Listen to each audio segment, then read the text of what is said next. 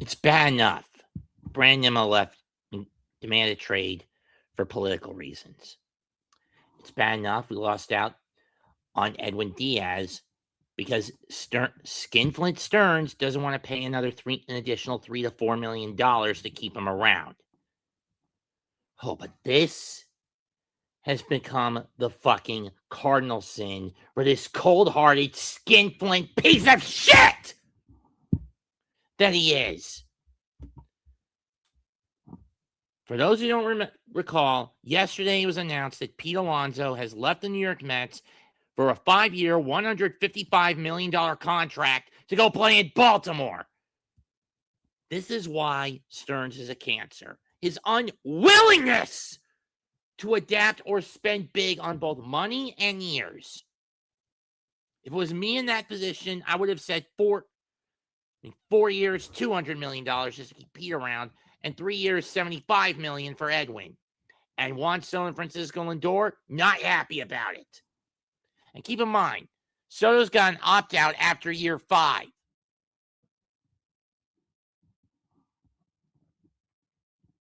And it gets even worse, folks. I just found out one of the best free agent pitchers is now off the board.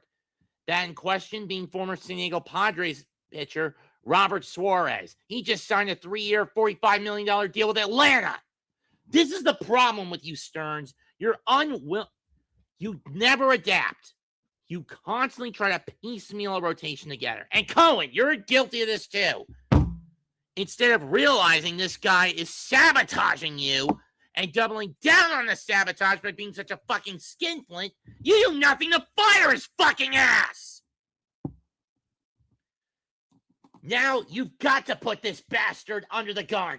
And if this team tanks in the 2026 season, at the course of trajectory, that's where it looks like it's going, even with Soto still around for the next few years, and with Lindor still around for the next few years, unless Stearns once again decides to go, fuck you to Cohen, and ship Lindor out in a trade for his bullshit image instead over Cohen's, then that's when you need to put the bullet in his fucking skull.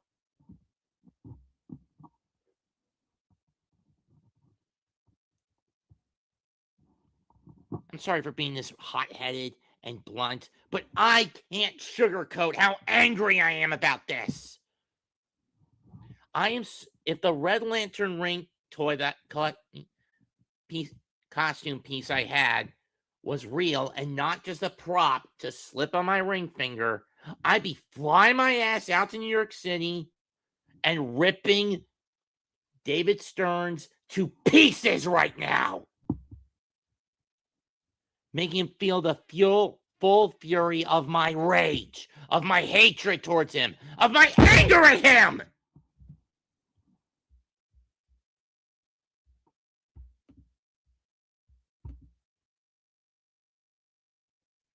Because instead of choosing to raise the bar, to pay up the money, he doubles down on frugality and stupidity.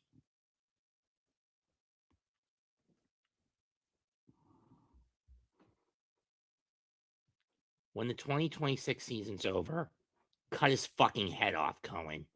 He sabotaged your image of what you want this team to be.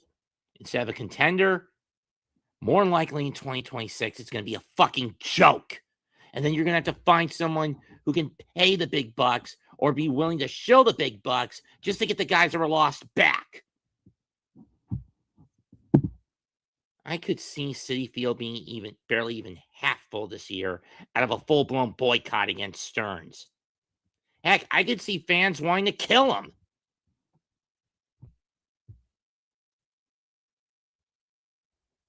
Or charging down into his suite, breaking down the door, beating the shit out of him, tying him up, and burning him at the stake right in front of the gates of Citi Field. And I wouldn't blame them, though I will not get involved in it.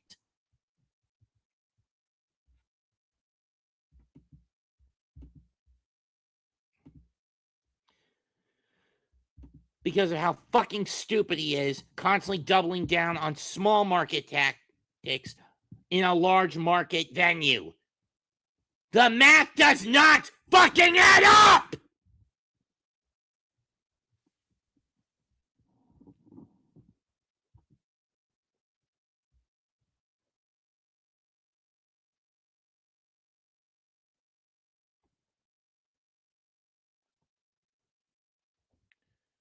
Or better yet, you guilt trip his ass and force him to commit seppuku. I mean, and we have him, and the fan base has him commit seppuku. What's that, you ask? It's ritualistic samurai suicide, where the person who commits a crime against his superiors or dishonors his superiors gets down on his knees, takes a katana or a tanto, whichever sword you prefer, starts right about here with the blade, stabs it through, and it does a big diagonal cut until their entrails fall out. That's what I'm thinking now that Alonso's gone. That any and all costs next season, regardless if the Mets get into the postseason or not. And again, at the rate it's going, they're more likely not going to make it. I mean, they're probably not. Low Mets 2026 edition on its way, and we haven't even gotten to the regular season yet.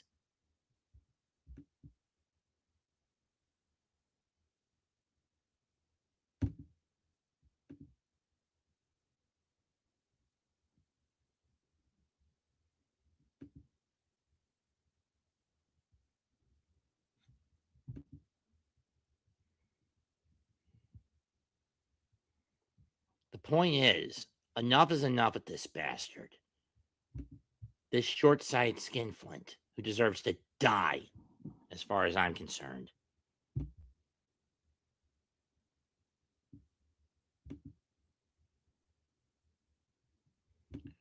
Sure, I hold nothing against Nimmo for leaving, for demanding a trade to Texas. He got spooked with the whole Mondami election. But then again, New York City is a socialist shithole anyway.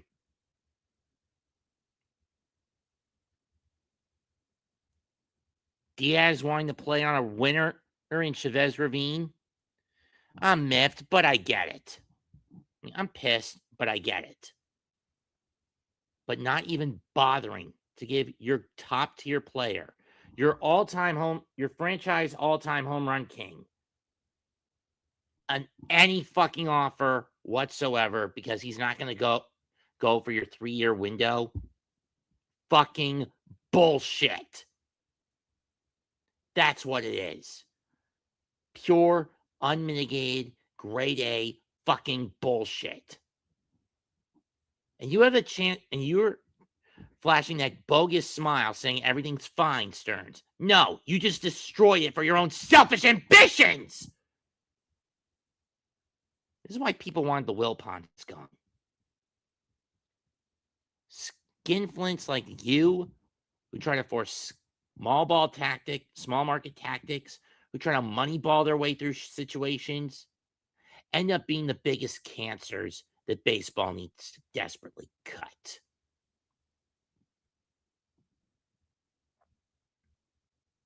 Who's next to go off the board? Tarek Skubal? Emmanuel Clase? Oh, wait, I forgot. Clase's barred for a year for the gambling scandal he got caught up in. Kyle Tucker? Cody Bellinger? Oh, sure. I wouldn't mind re-signing Tyler Rogers for another year or two. He was at least efficient enough as a middle reliever.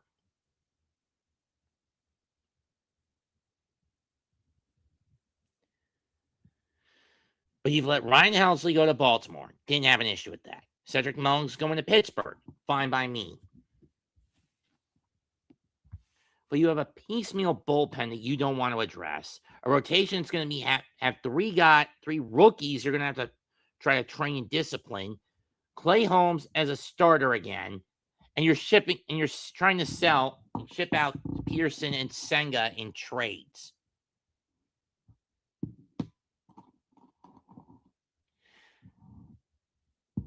Why is it that so many GMs, coaches, and owners who find themselves under the gun of a firing threat, instead of placating to the fan base and adapting or doing what is right by pleasing the people, instead double down on their fucking stubbornness and end up with a bullet that's called a pink slip in their fucking skulls?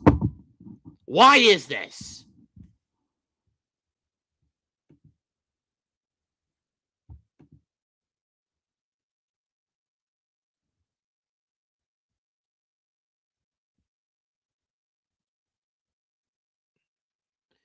Sheesh, maybe Papa Grassi was right and I do look and sound like a fucking axe murderer.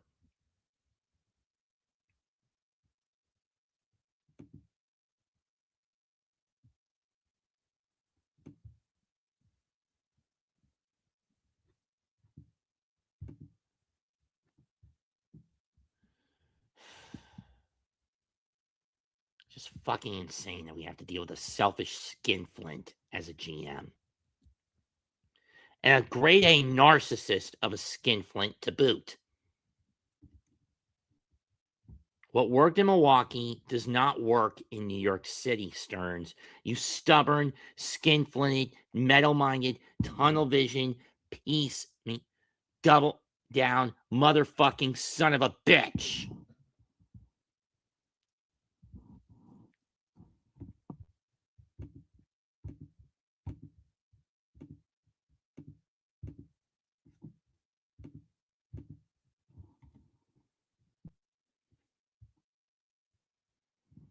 Link for anyone who does have the balls to want to call in right here. And Daniel, not in a good mood right now.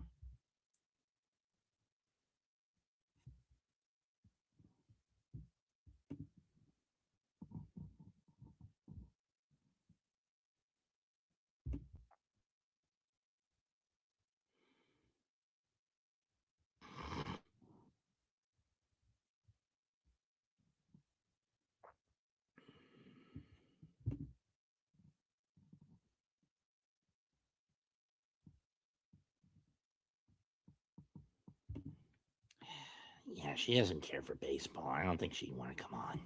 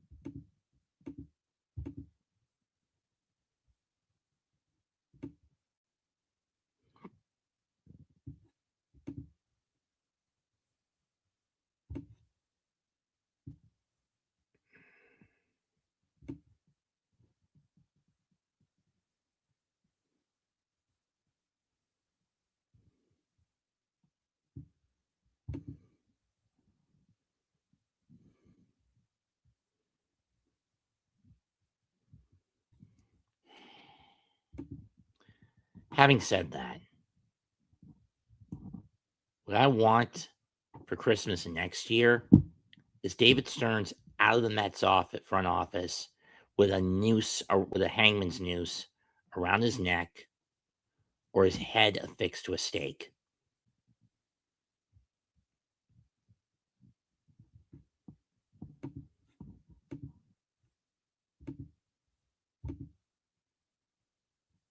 And then when he finally goes, he gets sent to the ninth circle of hell for betraying his benefactors. Frozen in the depths of Cocytus or Cocytus, depending on how you want to pronounce it. The lake that forms at the base of the circle of traitors. When you combine the great rivers of hell, the Acheron, the Styx, and the Phlegethon.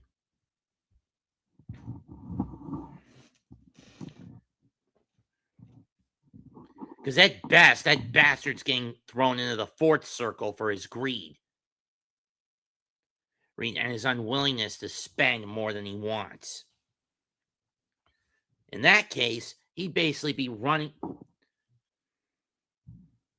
pushing a boulder and crashing into someone asking, "Why did you waste?" And they'll answer back saying, "Why did you hoard?"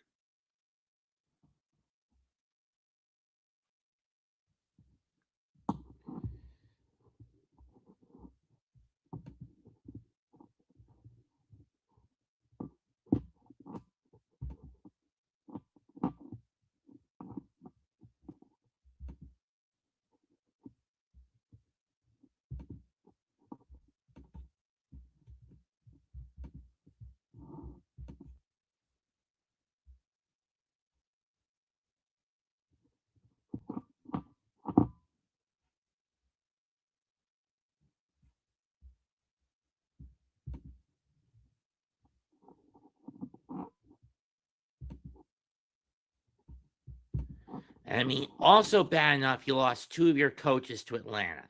I mean, sure, Jeremy Hefner I could live with getting rid of. A lot of people have been calling for his head for years. But Anthony Richardson, the guy who turned your whole hitting core into a bunch of speed demons, you let him walk? You didn't bother to offer him a new contract?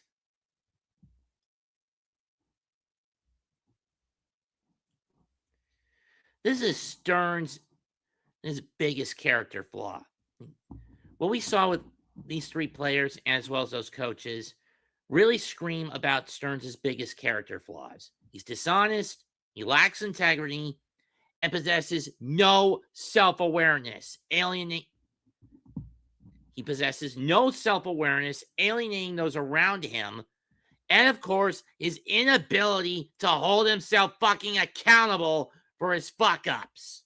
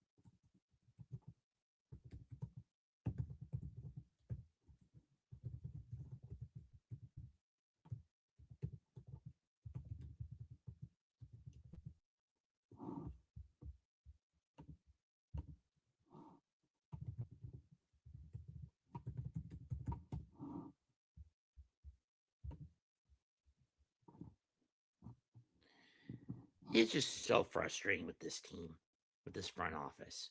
Wilpons weren't unbearable skinflint owners who needed their guts pumped full of lead. Stevie Cohen, there are consequences for turning a blind eye to skinflints because they'll sabotage you.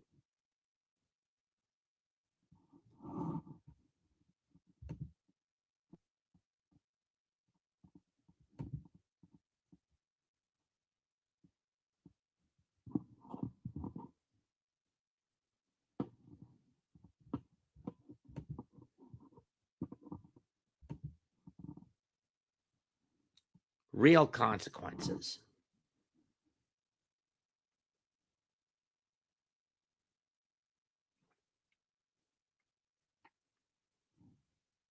I'm ready to destroy you, Stearns.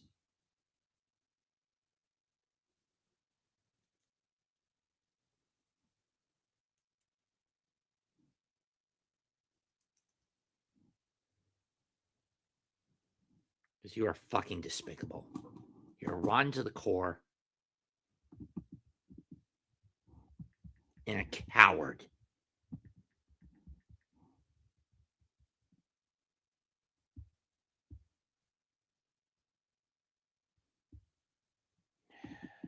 Yeah, like Cohen ever asked Bonilla out of retirement.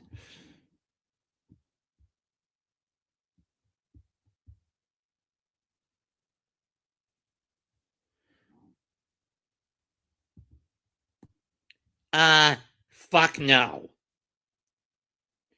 Rumors of Jason Bay coming back. He was a piece of shit from 2010 to 2012. The 3 years we had him then, I would rather kill Stearns than bring Bay back.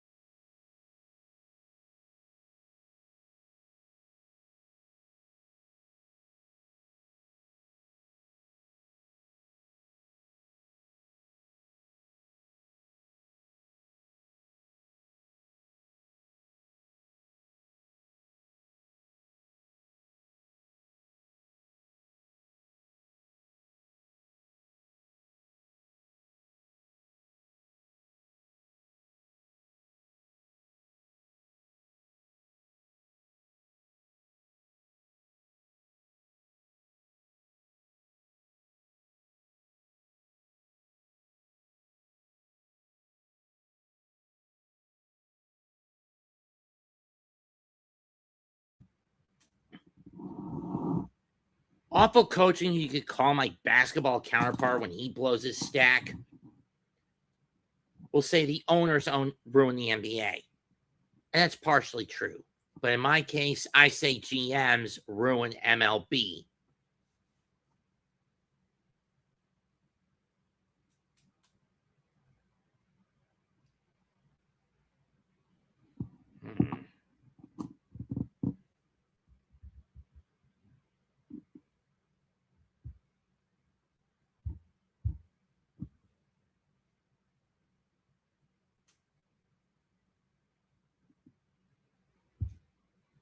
Excuse me a minute.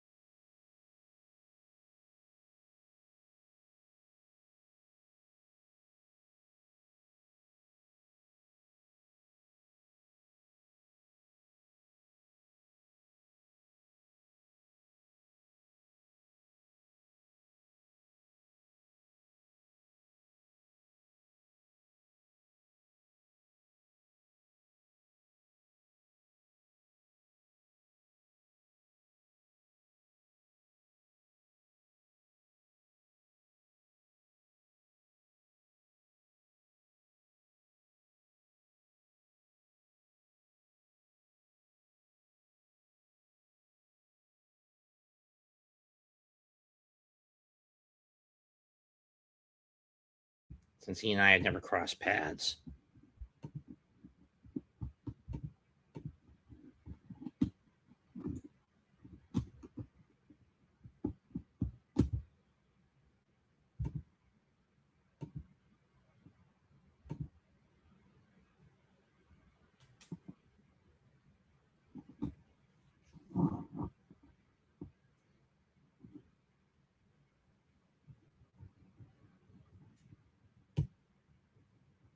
I am begging someone to please hit the damn link in the chat.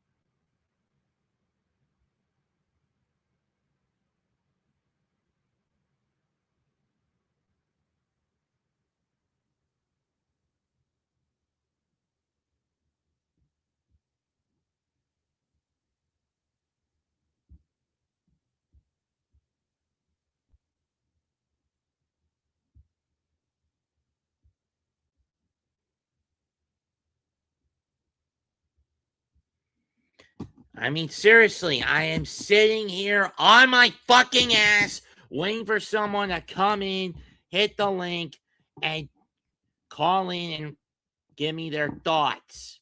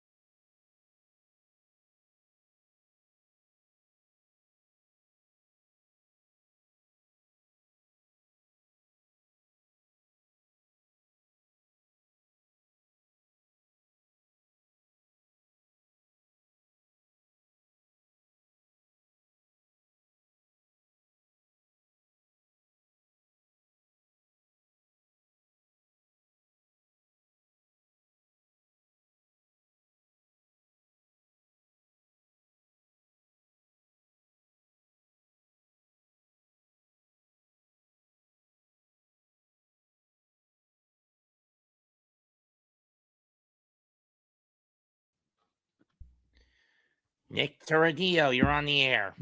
What's up? That's Nick Teodoro. What's going on, Theodore, man? whatever. All Your good. thoughts on what just happened?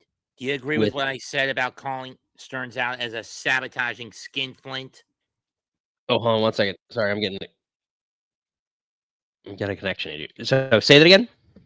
Do you agree with me about Stearns being nothing more than a sabotaging, self-indulgent, self-serving skinflint? It's been a rough couple of days for sure. Listen, I'm not gonna get too high or too low. I'm upset, just like you are, because Alonso's a homegrown Met. So it would have been nice to see him. Did he get four? No, he's not at 400 home runs, right? Like, but he could have got 400 as a No, Met. he would have gotten 300 if he stayed this year, in this coming year. Yeah, and I still think I think beyond that he's still going to get probably 400 in his career by the end of it.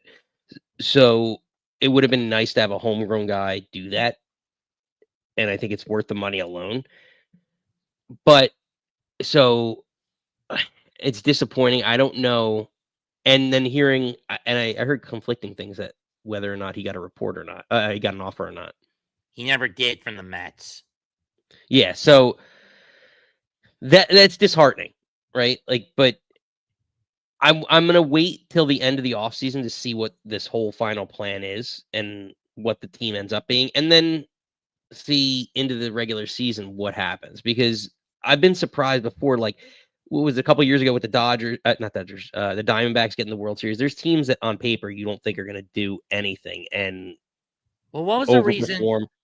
we brought Soto in? So he could be behind Alonso and be protected. Now that protection's gone, and the weight of the team is going to be on Soto's shoulders. And with rumors that he's now playing, that stupid ass skinflint is playing a shop Lindor around. And I already mentioned we can't get Robert Suarez. He just signed a 3-year contract with Atlanta. Yeah, but so I'm wondering if he's. I mean, how much? I guess we'll see at the end of the year. I mean, I was really surprised with the Devin Williams contract because him. I don't know if he's as effective as a closer as he would have been like a dominant eighth inning guy in front of Diaz. But um, yeah, I want to see where he allocates some of this money. Like, are they shedding payroll? And which, I mean, you're allowed. You can do that and then Put it this way, Nick. reallocate. I'll put it like this, Nick. Nimmo demanding a trade to Texas, in my view, is purely more because of Nimmo's political view, because he didn't want to Mm, deal with a scumbag like Mandami. I didn't have an issue with that. okay. Know what I mean? Mm. With Diaz, the fact that Stearns doesn't have the balls to be willing to pay up another $4 million to match, to surpass the Dodger payment. It's bad enough. But you know what makes that 3-year, $69 million contract he got from the Dodgers worse? More than half of it, the Mets are going to have to pay up. Because there were still 2 years plus the opt-out on the Met contract. So they still have to pay him on the even though he opted out? Because there were 2 years left on that Met contract, yes. And that's about 38 of the $69 million. But that's interesting because, like, isn't it normally like player option, team option, like things like that? So this year when he got out of that contract, like,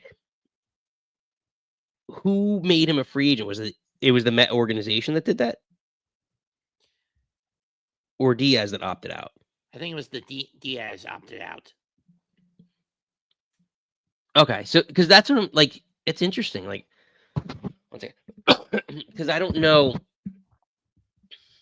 the finance, like baseball, as much as I do football. The finances, like, how much of that, like, it's legitimately known because let's say he signs like a 7-year deal, but you opt out in year whatever 5. In most cases, you don't. The team, because you become a free agent, you're now resetting your contract in the market. So year 6 and 7 of your original deal are voided anyway because now you're a free agent with a new deal. Fair enough. And then the fact he doesn't bother making Alonso an offer that doesn't go beyond 3 years. It's like Stearns is so tunnel vision on keeping 3-year contracts.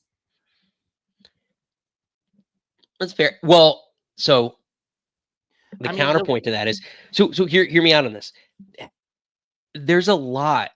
Think about how many teams, even great teams, right? Like dynasties, like they turn over so much talent in that time frame that 3-year deals, I honestly actually fully believe in 3. I don't think, and even when teams sign, you name it, the sport, 5, 7, 10-year deals, I don't even think to some extent a lot of these are worth that, because look at Diaz, to your point, right? There's a lot of void contracts and opt-out years in those deals that by year, let's just say 3 in a 5-year deal, year 5 in a 7-year deal, year 7 in a 10-year deal. There's opt-out options there that I think can save the team money at certain points in time. So I don't know. It's interesting. That's why I think now, and actually hearing some of what you're saying with the Lindor stuff, which would really upset me, and my wife loves Lindor. That's her favorite Met player. Yeah, and I'm pretty sure she'd break out a Tommy gun and shoot Stearns with it. I don't think she'd do that, but like I wonder if they're like, let's just say the payroll, I don't know what it's at right now. But the other thing I can think of is that David Stearns is Mr. No Fun. Why do you think he didn't re-sign Jose Iglesias? Kill the momentum. Why do you think he doesn't want to he never wanted to re-sign Alonso? Because Alonso was not his guy. He was too fun to have in the dugout. Well, it's just not, I think your first point is 100%. I don't know whether or not he's not his guy, and he's building his organization however he wants to. And Cohen, from everything that I've read and heard, like Stearns is his guy, so he's going to give him, I think, not right or wrong, and let's wait and see, but he might be viewed, not that he's going to be, but viewed by Cohen as his cashman, his GM for the next 20 years that he can work with, I would rather that not happen, because once the Mets begin to tank, and I think it's going to start this year, he's going to realize, oh shit, this guy's doing me more harm than good. I got to cut him as soon as possible. The only reason Cashman is sticking around, sticks around with has stuck around with the Yankees as long as he has, is because at the very least he has Boone put together a team that can stay above 500. The Mets have that inconsistency in their track record. No, true. How much of that though is coaching and management? Like, if you have good manager, like Boone's not that he's great, but he's solid enough to keep it. Yeah. Whereas Mendoza is someone who should be put on suicide watch if he suffered from such levels of manic depression. they screwed the pooch that badly last season. Well, the thing with Mendoza is maybe he just got like red hot at the right time. What was it, a couple years ago, and just literally benefited off of the second half of that season. Yeah, but near the end of the first half of last year, what'd he do? Recklessly gamble away games on bad pitching decisions. No, agreed. But that's what I'm saying. Is like maybe he. Oh, who was a great example? Brian Dable. Like maybe he had a Brian Dable like year, like a first year for Brian Dable with the Giants versus Mendoza. Maybe he just overachieved with a team that year, and he got lucky and well, here's the dialed thing. in the right buttons, and that's where he's at. And now here we are 3 years later, right? Well, here's the thing. Dable in 22-23, the team was hot in the first half and fell off the cliff in the second half. With Mendoza in 24, the pattern was swapped. Right. So he got, but that's what I'm saying. Is like he's benefiting off of he got hot, like he had a playoff run and he got hot at the right time for a team that no one thought would be there. And I think Stearns ran that back last year as the GM to that team, and like all right, let me try and tweak it and see if it's right, and I can get this over the hump. And all of his moves backfired. Yeah. Oh, totally. Like, and yeah, I don't know where this team is going to be at. I mean, as far as I'm concerned, the only move that did work was signing Tyler Rogers. I'll be honest, I don't know much about him. He's a side armor finesse pitcher. He was with the Giants last season before the deadline. Bullpen? Yeah. Yeah. Well, like same thing with even Williams. Like I didn't love him as a closer, but it looks like that's possibly what he's going to be. But I still believe that it's offense and bullpen that's going to actually win the World Series. Like give me a quality starter, like a 6-inning starting pitching staff that can give me solid 6 innings, and a bullpen that can get me those last 9 outs. I think that's where the MLB is at. Which, as far as I see, this lineup won't be when you consider you have a manager who is too quick to pull his starters out when they're hot and leaves them in too long when they get cold, and puts pitchers in at their worst analytical situations. Look at what happened with Reed Garrett and Gregory Soto last year. Look at what happened with Stanek and Helsley. No, I hear you. I mean, and not to mention overuse of that bullpen the bullpen led to about 6 bullpen arms going under the knife. That's a fair point. I mean, again, you need a lot of pitching arms. You need a lot of that. So I don't know. I still think though, regardless, like the last 3 innings of the game, right, are still Joey, so. 77. What's up, Joey? I don't know. I still think there's some level, and honestly, I don't care about if like the days of like the Noah Syndergaard, Matt Harvey's like strikeout 10 over 6 innings, 7 innings. I don't care about that. Like, give me a ground ball pitcher like the old school Mike Hampton back in the day, and like give me someone like that'll give me 6 innings, and I think that'll win a World Series. Like, give me 5 starters that can do that, and a dominant bullpen with a solid offense, and that wins a World Series. As far as I'm concerned, the only one we've got right now that can do that is Nolan McLean. What's the lineup actually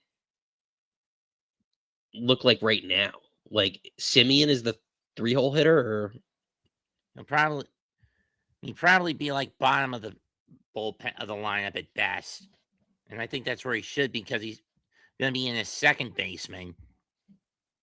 I mean, you probably have Lindor lead off, then Soto in the 2 at worst. At best, you have him in the 3. Then whatever schmuck you can get to play left field, whoever is McNeil. So McNeil's still on the team, right? We haven't got rid of him yet. And I've heard rumors they want him to play first base. Yeah, good luck with that with a guy who hasn't adapted to the new no-shift rules. Well, I also don't want, and this is my big thing at both corner infield positions, and maybe to some extent the corner outfield. They're going to have Beatty do the majority of third base. I want someone that's going to hit hopefully 25 plus home runs at first base at least. And third base, like I want 50 home runs out of those two positions. And like the corner outfield, I go back and forth yet on like what it is, because I think you can get speed and a lot more out of that. But that's what I want at it. Like for me, the corner infield positions need to generate close to 50 home runs, 50 to 60 or 50 to whatever, 75 home runs, and in the upwards of probably 185 RBIs. Yeah. Because you could stick some people there. Like, sorry to cut you off, but like you could stick people there that are defensively deficient and get a lot of production. And at the end of the day, it's about scoring runs. Like Miguel Cabrera over the years. Like I'm just throwing back like random names of guys like that were terrible. Like Jim Thome was awful, but he hit 40 home runs every year. It seemed like stuff like that. Like players like that weren't really great, but defensively, I think that's what I want out of the corner infield. I've heard rumors now they're trying to get Wilson Contreras from St. Louis. Isn't he? He's a catcher? Well, he plays first base from time to time.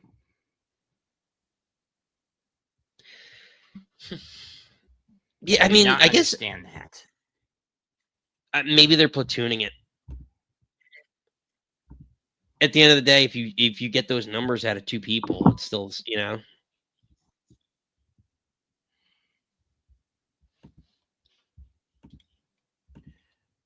But I'm still at the point of saying that with Stearns, for me, he's under the gun. I don't care what Cohen says. I've got him lined up for a shot, and he's the target in my fucking crosshairs.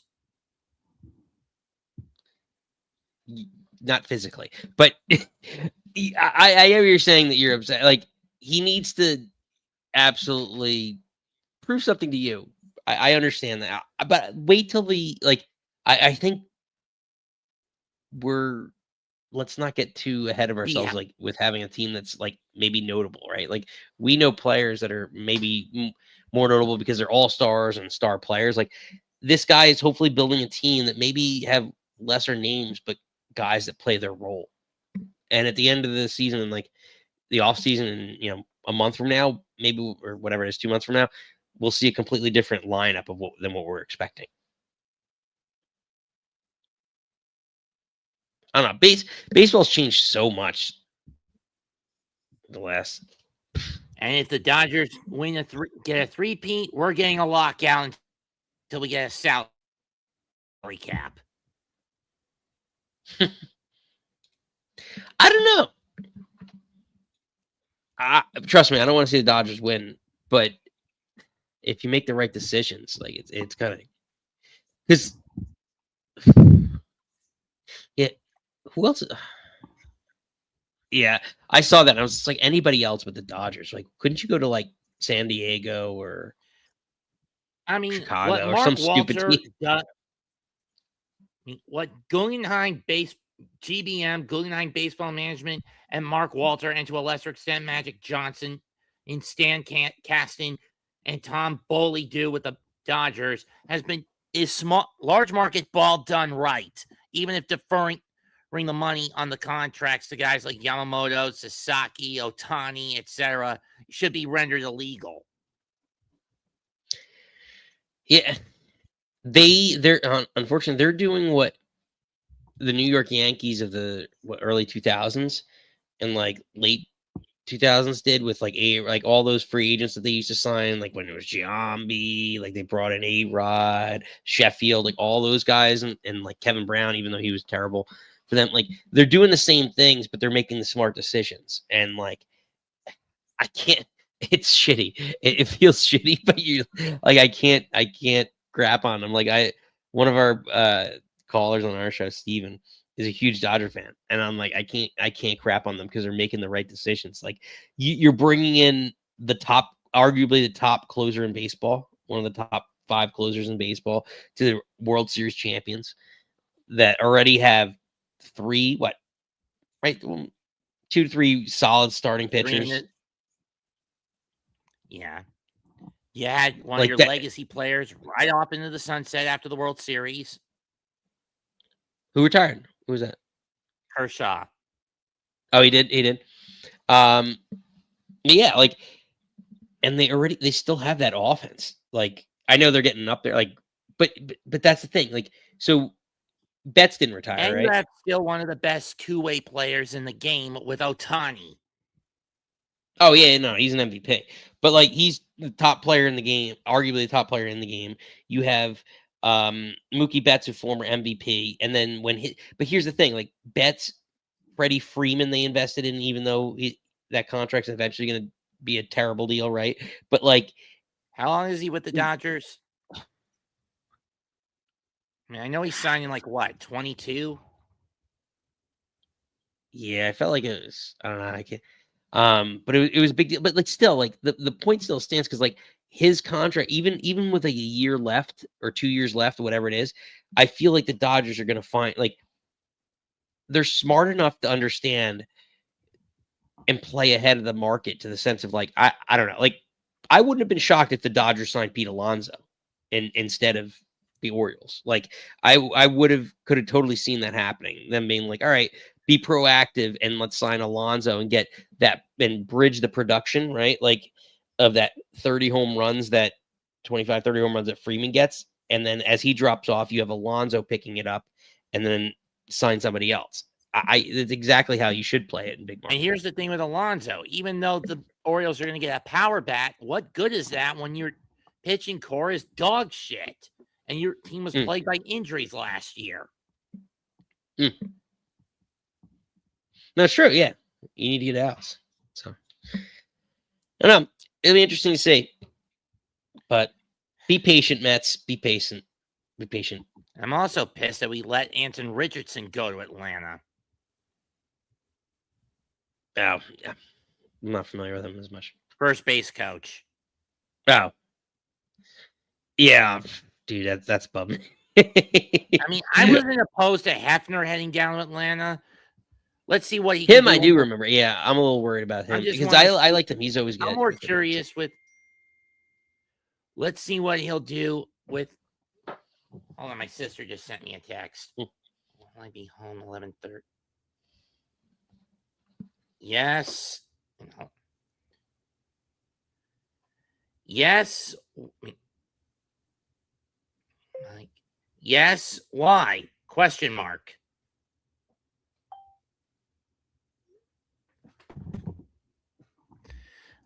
If she's finally bringing the bar stools down, that's fine. Nice. And she has some bar stools. She's basically giving to me as an early Christmas present because her new home doesn't have a bar set up in the kitchen. Yeah. Well, good. Well, Merry Christmas to you on that end. Anyway, the reason I wasn't all that pissed with Hefner leaving for Atlanta is I'm just curious to see what he does with that pitching core under Walt Weiss. Yeah, well, we'll see, I guess. I don't know. I mean, I remember Walt Weiss as a player. I could see him being a really good manager too. I mean, as a kid, I vaguely remember Weiss playing in San Diego.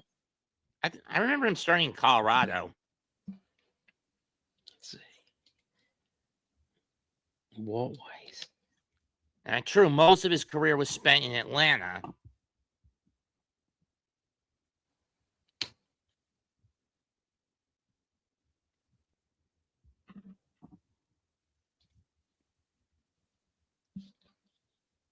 Oh wow, I was dead. I was way off. Where? I don't know where. So he's drafted by the Orioles. Okay. A's. Dude, he was just like every baseball player. They're like fucking drafted and they go everywhere. So he got drafted by the Orioles in what year? I guess he got traded. Hold on. 10th round at 82 draft. Oh no, then he went back to school. And 12th pick for the A's. In the 87. Looks like 80. No, wait. 82, 84. He played. 85. How many times was effing guy drafted?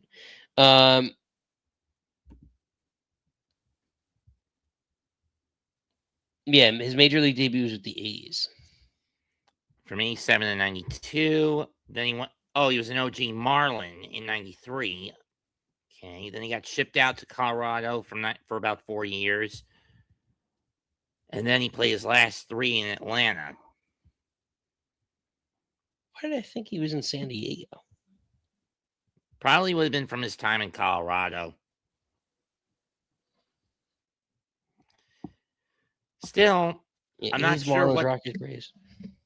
I'm gonna say it. Atlanta's not gonna have a good opening year under Weiss. I mean, you look at his track record as a manager in Colorado.